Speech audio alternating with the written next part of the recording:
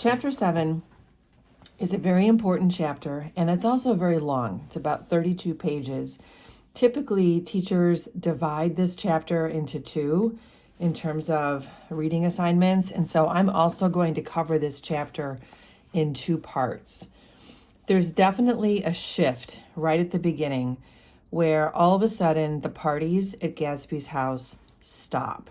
It says that the lights in his house failed to go on one Saturday night. And we have an allusion here, which I'm sure nobody knows what this is. I had to look this up, honestly. That he is referred to, Gatsby is compared to having a career like Trimalchio, which is now over. And Trimalchio is a character from an author who wrote in the 1st century AD, not anything we've read. He was a Roman writer named Satyricon, I believe his name is, or Satyricon, I'm not sure how you pronounce it. But this character in his book is a slave who becomes a wealthy wine merchant. So they're comparing, Fitzgerald's comparing Gatsby to someone who would have gone from literally nothing to everything, a true rags to riches story. And of course now Nick perceives that it's over. Eventually, Nick goes over to the house and a man answers the door, an unfamiliar butler, so not the same person who would normally be there, who looks at him suspiciously. And Nick asks if Mr. Gatsby is sick, and the butler says no when he tries to be polite, but he doesn't seem like a very nice person. He tells him just to please tell Gatsby that Mr. Carraway came over, and this butler has no idea who Nick Carraway is. So we can infer here that Gatsby is hiding. Everything has been shut down. There is a problem. Then we get some clarification here. Nick says that his Finn, remember this is his housekeeper, and he refers to her as a Finn because probably she's an immigrant from Finland, informed me that Gatsby had dismissed every servant in his house a week ago and replaced them with half a dozen others who never went into West Egg Village to be bribed by tradesmen, but ordered moderate supplies over the telephone. So even the staff is not leaving the house. So definitely we can infer that there's danger. There's a threat perhaps to Gatsby. Maybe he has been discovered. Maybe there's a chance he's going to get put in prison. There's even a rumor that the people who work at Gatsby's house are not even really servants. So maybe they're just people who are involved in organized crime. And then the next day, Gatsby happens to call on the phone. And Nick says, "Are you going away?" And so he calls him right out on it. He says, I hear you fired all your servants. And the way that Gatsby justifies having fired his servants is he says, "I wanted somebody who wouldn't gossip because Daisy comes over in the afternoons." So that is a bit of a lie, I think we could probably assume, because there's a reference in this descriptive paragraph in the part on the previous page that the house is a mess, that, the kitchen is a mess. It even says here that the grocery boy who would have delivered the food reported that the kitchen looked like a pigsty. So it's hard to imagine that Daisy's coming over, but maybe she is. So everything, his whole, amazing, house with the parties, and just like, remember, they compare his home to an amusement park. It has all fallen in like a card house at the disapproval in her eyes. And so this is referring back to the fact that when she came to one of Gatsby's parties, Gatsby knows that she didn't like it. And perhaps this is a reason why everything is falling apart. My suspicion is it's more than that. Gatsby says that some people Wolfsheim wanted to do something for. They're all brothers and sisters, that's who's working in the house. And of course, we know Wolfsheim is an organized crime leader because of the references that he himself makes to having been in restaurants where people got killed, and he has cufflinks made of human molars. Gatsby says he's calling Nick at Daisy's request, that Nick is being invited to come to the Buchanans for lunch the next day, and that Jordan Baker will be there. And then 30 minutes later, when Nick gets home, Daisy also calls and is happy to know that Nick is coming. And Nick knows something was up. So I want you to notice that in this chapter, there's going to be an extreme buildup of tension. And it begins with references to the weather. The day that they are going to have lunch was broiling, so incredibly hot. There's a reference to the National Biscuit Company, which has a whistle. This is a factory that made crackers and cookies, broke the simmering hush at noon, and that everything feels on the seats of the train like it's at the edge of combustion. It talks about people on the train who are dripping wet with sweat. And all of this is foreshadowing the climax of the story. So chapter 7 is where the climax occurs. And I want to just remind you of what a plot sort of diagram looks like. It begins with exposition, where the reader learns about the location and the situation of a story. And then there is slow rising action that occurs for a good length of the story. And usually, 2/3 to 3/4 of the way through, we hit the climax of the story. And the climax of the story is the most extreme moment of conflict and crisis. And then from that point, we have what's called, the heading towards the resolution, where everything starts to sort of settle down and we come to the end. So this chapter is going to contain the climax of the story. Everybody is talking about how hot it is. So the conductor on the train, the people who are on the train, and then when he finally gets to the Buchanans, the house has a faint wind. It's dark in there, and the telephone rings again. So we can always remember when we hear a telephone in the Buchanans' house that it's probably Myrtle, the girlfriend. Nick goes in and sits down. They all sit in the salon together, and it's described as a dark and cool room. Daisy and Jordan are laying upon an enormous couch like silver idols, weighing down their own white dresses against the singing breeze of the fans. This is in contrast to how he saw them the first time he came into the Buchanans' home, where they seemed like they were little balloons almost floating around the room that had just landed on the couch. Now they are weighed down as silver idols. So the silver idols, they are clearly still rich and beautiful, but they are burdened. We get a real sense of burden in that description. On the next page, Tom Buchanan comes in after he's been on the phone, and Gatsby's in the middle of the room looking at this red carpet. Remember, that's a color that reminds us of old money. Daisy watches Gatsby and she's laughing. Jordan whispers that Tom's girl was on the telephone, and they can hear Tom talking on the phone. And he says, "Very well then, I won't sell you the car at all. I'm under no obligation to you at all. And as for your bothering me about it at lunchtime, I won't stand that at all." So if you remember, it was George Wilson, Myrtle's husband, who wanted to buy a car from Tom. And we can assume that's who he's talking to. But then Daisy suspects that that's not the case at all. Holding down the receiver, says Daisy cynically, meaning that maybe he's saying these things for their benefit so that it would look like he's really talking to George when in fact he's talking to Myrtle.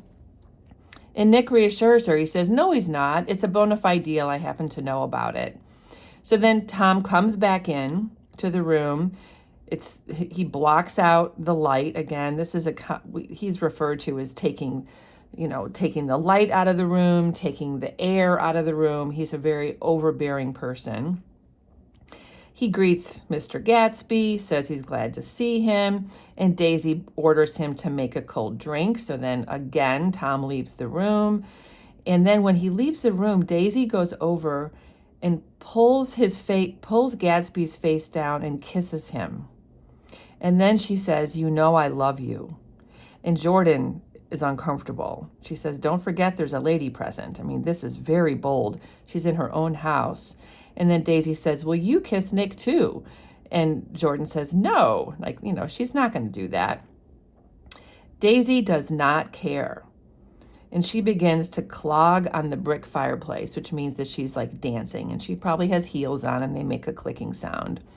Then she remembered the heat and sat down guiltily on the couch, just as a freshly laundered nurse leading a little girl came into the room. So this is a detail that typically ends up on a reading quiz. And so this is our first time actually meeting Daisy and Tom's daughter. And she says, "My blessed precious, come to your own mother that loves you." The child comes and is rooting shyly in her mother's dress, meaning that she sort of snuggles in and she's nervous with all these people. "The blessed precious," she says again, "did mother get powder on your old yellowy hair?" Old yellowy hair, it's a strange thing to say about your daughter's hair. "Stand up and say howdy do." Gatsby and I, in turn, leaned down and took the small, reluctant hand. Afterward, he kept looking at the child with surprise. I don't think he ever really believed in its existence before. So, of course, this has got to be shocking. Gatsby has been just pretending that Daisy doesn't have a life, that has been, going along without him for 5 years. Now here's evidence. She's a mother and she has a child. It's not an it, it's a person. But you can see how removed the child is from their life. And then the little girl says, "I got dressed before luncheon." And then she says, "That's because your mother wants to show you off," Daisy says. And then she says, "You are a dream, an absolute little dream." This is also the kind of quote I sometimes see on quote tests. And of course, this makes me wonder, obviously we can use that expression to describe somebody wonderful, better than we imagine, but also you kind of wonder if it's literal. Does Daisy really want her? Does Daisy actually mother her? Or is she just an idea? I think it's worth asking. And then she says, "Aunt Jordan's got a white dress too." So they're all wearing white dresses. And Daisy says, "How do you like your mother's friends? Do you think they're pretty?" And the little girl says, "Where's Daddy?" Which is telling. Clearly, she recognizes her dad's not there and she's uncomfortable about it. And then Daisy says that she doesn't look like her father, she looks like her. So again, she's sort of separating Tom from their child. And then the nurse says, "Come, Pammy." So the little girl's name is Pam or Pamela. They call her Pammy. This is also sometimes a quiz question. And then off she leaves. And that's it. This well-disciplined child leaves the room. On the next page,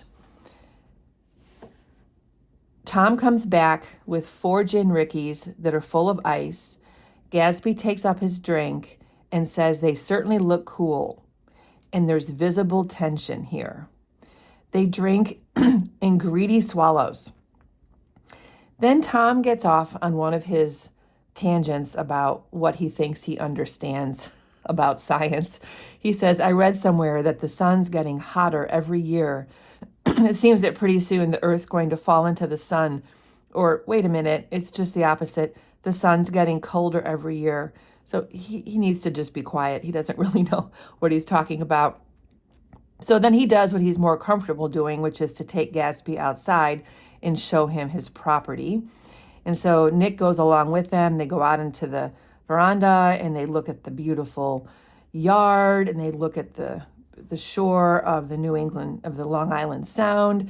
And then Gatsby points out that his house is directly across the bay from Tom's, which Tom, of course, doesn't really care. So you are.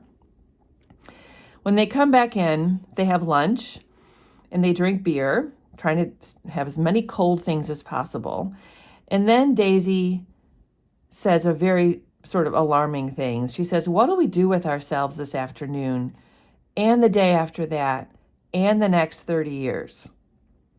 So this is a turning point right here. She is getting upset. "Don't be morbid," Jordan says. "Life starts all over again when it gets crisp in the fall. And Daisy says, but it's so hot. And she's on the verge of tears and everything's so confused. Let's all go to town.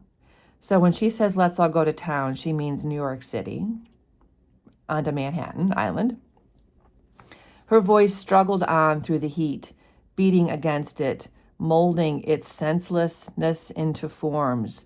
So she cannot handle this situation.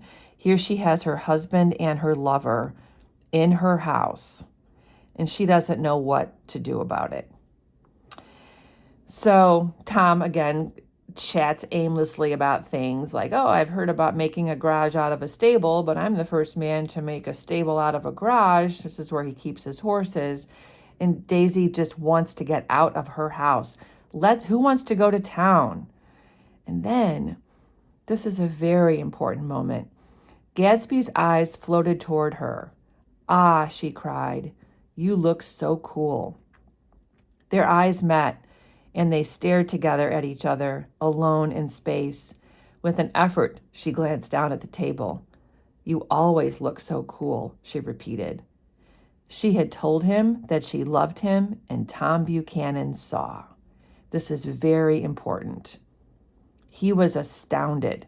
His mouth opened a little, and he looked at Gatsby and then back at Daisy as if he had just recognized her as someone he knew a long time ago. Because remember, she was the girl to have back in Louisville, Kentucky. She was a flirt. Everybody wanted to be with her. She keeps going. You resemble the advertisement of the man, she went on innocently. You know the advertisement of the man. Tom puts an end to this. All right, broke in Tom quickly. I'm perfectly willing to go to town. Come on, we're all going to town. He got up, his eyes still flashing between Gatsby and his wife. No one moved. Come on, his temper cracked. So he is very upset. He also now wants to get out of that house. His hand, trembling with his effort at self-control, bore to his lips the last of his glass of ale. So the alcohol here, the heavy drinking, again, is a motif that just emphasizes the way people handled stress. And then Daisy sort of backpedals. Are we just going to go like this? Aren't we going to let anyone smoke a cigarette first? It's a strange thing to see. I can't imagine anyone wanting to smoke a cigarette in the heat. And then they say everybody smoked all through lunch, which is even grosser. Oh, let's just have fun. It's too hot to fuss. So she's trying to just cover up all the problems they're having. And then eventually she agrees that they will go to town, and they go upstairs to get ready. And the three men are standing outside on the gravel, or the pebble driveway. So this is one of those driveways that has like the very fine gravel, kind of English. A silver curve of the moon hovered already in the western sky. Gatsby started to speak and changed his mind, but not before Tom wheeled and faced him expectantly. So he is ready to take Gatsby on. Have you got your stables here? Asked Gatsby with an effort. So Gatsby's trying to just keep things, calm. About a quarter mile down the road. Oh, super awkward conversation. Then Tom says, I don't see the idea of going to town. Women get these notions. And then Daisy calls down, should we take something to drink? So Tom goes and says, I'll get some whiskey, and he goes inside to get that. And then Gatsby turns to Nick and says, I can't say anything in his house, old sport. So he's ready to confront Tom and tell him that he and Daisy are together, but not in his own home. So now they all want to leave, perhaps for different reasons. Nick says, she's got an indiscreet voice. It's full of, I hesitated, and then Gatsby says, her voice is full of money. These are very important quotes as well that often end up on a quote test. So Nick says she's got an indiscreet voice, and Gatsby finishes that sentence by saying her voice is full of money. And Nick reflects on this. He says, that was it. I'd never understood before. It was full of money. That was the inexhaustible charm that rose and fell in it, the jingle of it, the cymbals' song of it. High in a white palace, the king's daughter, the golden girl. So this explains why Gatsby has wanted her, because he wants money, and he believes if he's with her, he will have it. So out comes Tom with a quart bottle of whiskey and a towel. And then Daisy and Jordan are wearing tight hats of metallic cloth and carrying light capes over their arms, which makes no sense if it's so hot. So then we have a lot of logistics here that you need to make sure you're understanding what happens, because this is going to be important later in the chapter. So they have an argument, a mild argument about whose car they're going to go in.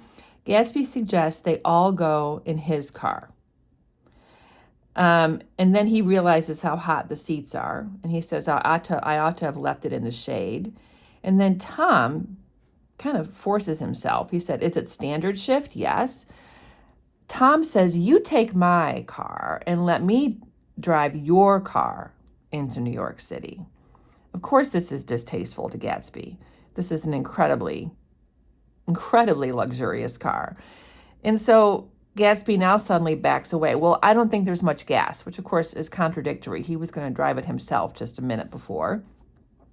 Plenty of gas, said Tom boisterously. He looked at the gauge, and if it runs out, I can stop at a drugstore. You can buy anything at a drugstore nowadays. A pause followed this apparently pointless remark. Well, it's not pointless at all, because we talked about this earlier. At drugstores during this time, bootleggers often sold alcohol, and Tom is aware of that. So he's making a dig at Gatsby when he says that.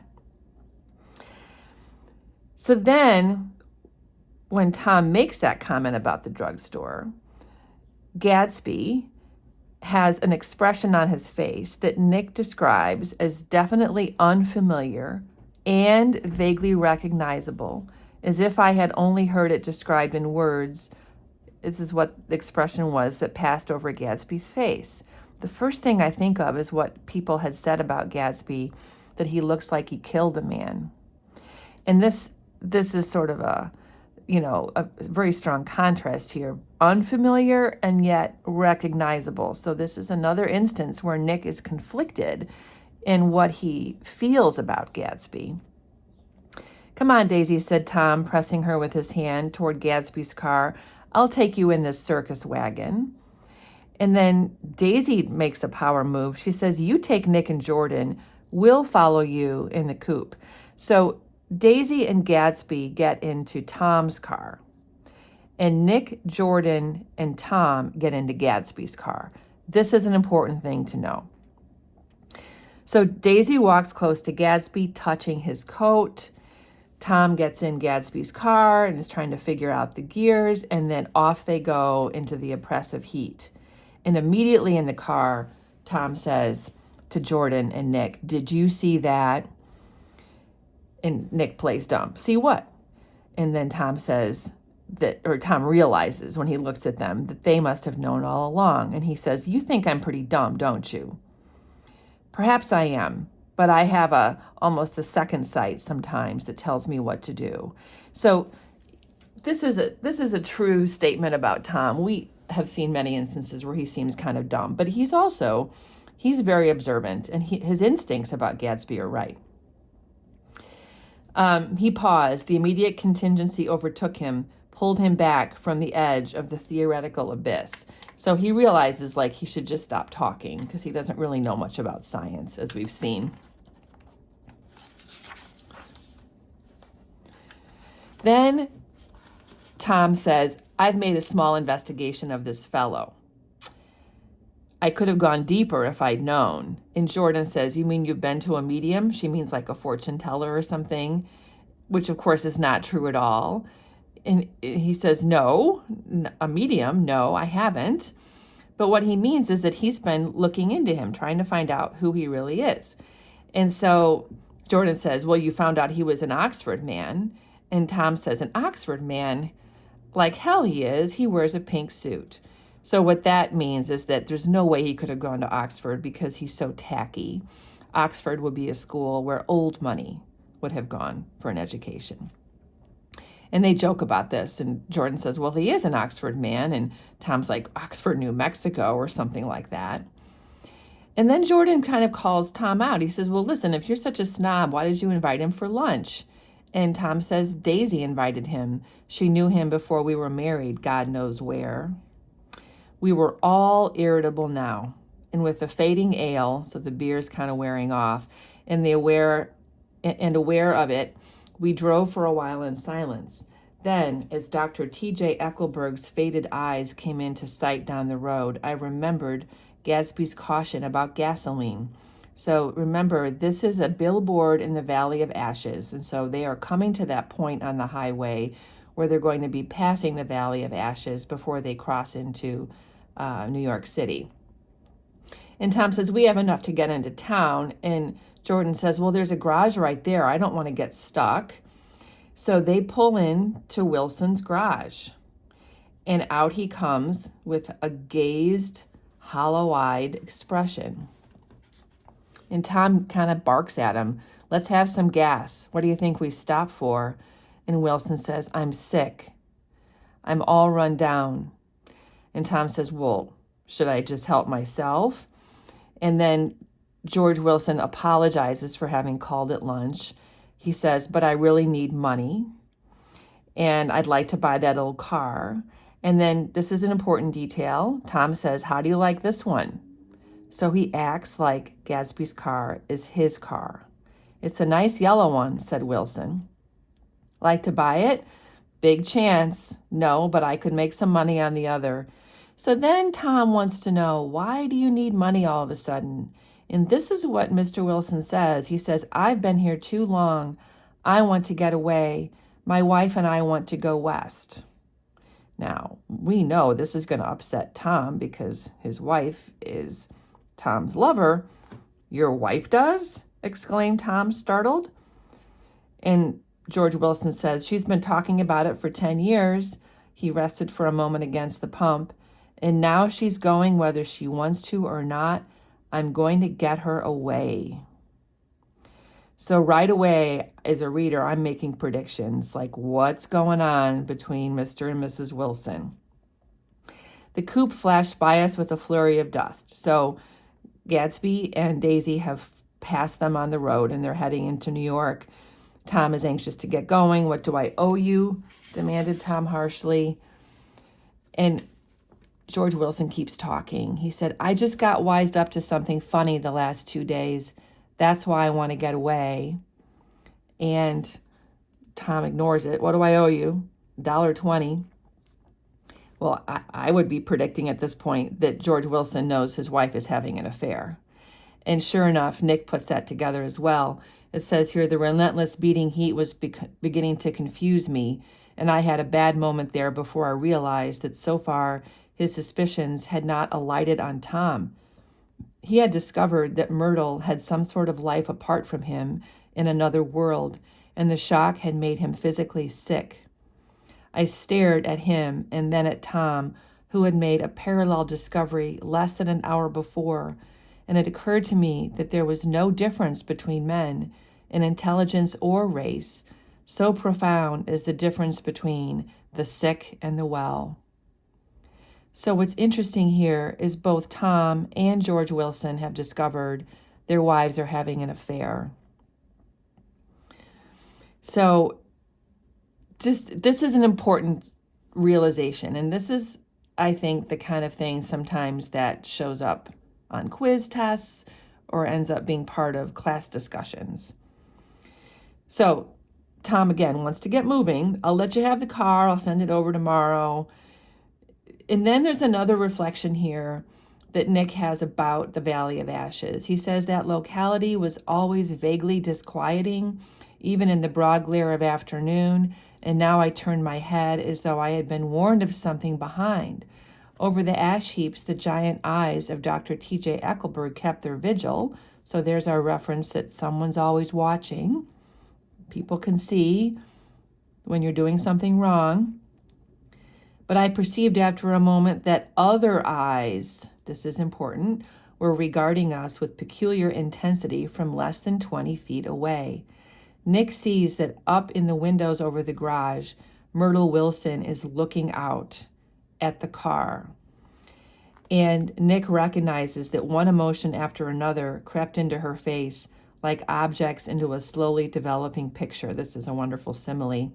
Her expression was curiously familiar. It was an expression I'd often seen on women's faces, but Myrtle's face, it seemed purposeless and inexplicable until I realized that her eyes, wide with jealous terror, were fixed not on Tom, but on Jordan Baker, whom she took to be his wife.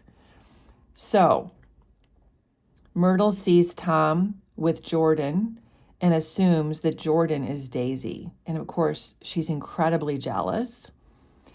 I have this underlined with a smiley face here because this is such a wonderful couple sentences. There is no confusion like the confusion of a simple mind. And as we drove away, Tom was feeling the hot whips of panic.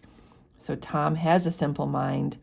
His wife and his mistress, until an hour ago, secure and inviolate, were slipping precipitately from his control, both of them. So they race into the city. They catch up with Daisy and Gatsby. They argue about where they're going to go. Jordan, I think, suggests that they go to the movies. Daisy complains it's too hot. She suggests that they go, that Tom and Jordan and Nick go to the movies, and that Gatsby and Daisy will ride around and meet them after, which of course Tom wouldn't have anything to do with that.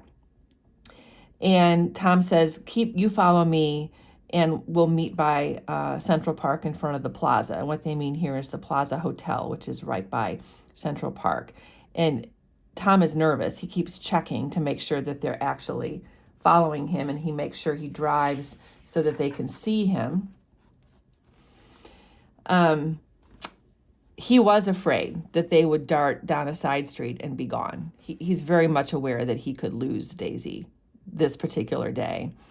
But they stick with him, and they end up paying to spend some time in a room at the Plaza Hotel. So it's like a parlor of a suite. So it's like a living room type area in a larger suite at the plaza. So through here, they have lots of strange conversations and arguments about what to do. When they're checking in, they ask if maybe they could just rent 5 bathrooms for the day so they could all take cold baths. They end up in this sort of, living room area of this suite, and they make drinks. The room is large and stifling. They open some windows. It's still so hot they can't handle it. Tom says, let's just forget about the heat. You'll make it 10 times worse by crabbing about it. Of course, the heat here we know is more than just the weather. We also know that the tension is heating up between all of these people. As Tom sort of snaps at Daisy, Gatsby corrects him. Why not let her alone, old sport? You're the one that wanted to come to town, which of course isn't true. It was Daisy who wanted to come to town initially. But he's coming up to Daisy's defense here. There was a moment of silence, and then there's like a telephone book that's by the phone, and it falls from where it's been hanging, and everybody has awkward conversations about picking it up or whatever. And then Tom sort of confronts Gatsby, and he's like, what is all this old sport business? Because, of course, it's a very affected way of speaking. Where did you pick that up? And Daisy does not want a confrontation. She says, now see here, Tom, if you're going to make personal remarks, I won't stay here a minute. Call up and order some ice for the mint juleps. So it stops the conversation for a moment. Tom does call for the ice, and then they hear that there's a wedding march. So someone's getting married downstairs. And Jordan says, imagine marrying anybody in this heat. And Daisy says, well, I was married in the middle of June, which is interesting too, because her relationship with Tom has always been heated. And they talk about the fact that somebody at their wedding fainted, someone named Biloxi. So this is a new character. You might get questions about this on a reading quiz, but he's not important. But it's a man named Biloxi. This is kind of funny. His he was called Biloxi because he made boxes, and he was from Biloxi, Mississippi. And Jordan says that that man had fainted at Daisy's wedding, and they brought him to her house because her house was just 2 doors down. And then when he was there, he ended up staying for 3 weeks. And finally, Jordan's dad told him he had to leave. And the day after Biloxi left Jordan's house, her daddy died. But she says there wasn't any connection. It turns out, just from conversing, that they realized that Biloxi actually crashed their wedding. They talk about like who else they might know. Nick says he knew someone named Bill Biloxi when he was at school, and they talk about how that was the cousin of Biloxi. And then they hear jazz from downstairs, and people are cheering and people are dancing. And so this is another reference to the jazz age. And I think what's important about this too is that even though everything is pretty terrible in this room, that music keeps going. And that's very much how it was in terms of just this idea of the American dream, that people are suffering, but people just kept focusing on the fun. Daisy says, we're getting old. If we were young, we'd rise and dance. Well, they're not dancing because they're miserable. They go back to the conversation of Biloxi, and it turns out that Tom says, I didn't even know him. He said he was a friend of Daisy's, and Daisy said, well, he wasn't. And so through this conversation, they realized that actually he was a wedding crasher. He just saw the opportunity for a good party. And we're going to stop here because from this point on until the end, we're going to be racing into a pretty heated conflict.